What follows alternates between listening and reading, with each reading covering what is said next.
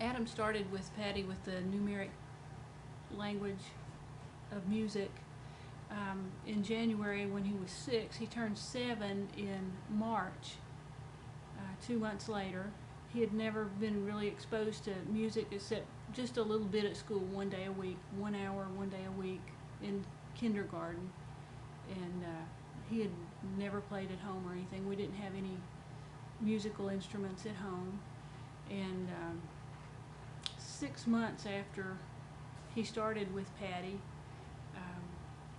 well, in first grade, his teacher, the only really complaint he had about Adam was his handwriting. It was not very good. He ran all the lines together, and several times he mentioned to me, got to get Adam, working with his handwriting to get it better. During the summer break, I really didn't work with him any on his handwriting, and the first thing his new teacher the following year said to me was that Adam's handwriting is beautiful. She said it's the prettiest handwriting she'd ever seen for a boy his age, and it tickled me, so I went and told his other teacher that he had the previous year what she said. He couldn't believe it, and he went up and pulled some of his records and looked at him, and he said he couldn't believe how pretty his handwriting was and how neat and precise it was.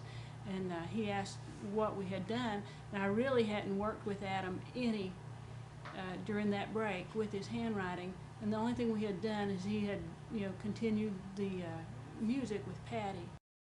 Also, at the end of the first grade, his teacher gave me some paperwork to look at, and he said, "Did you read this one?"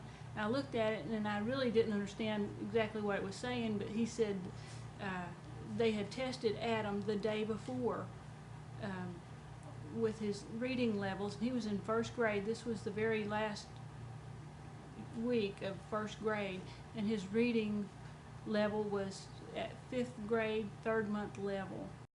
Basically, the only, we hadn't done anything different, but he still was continuing to do the music with Patty.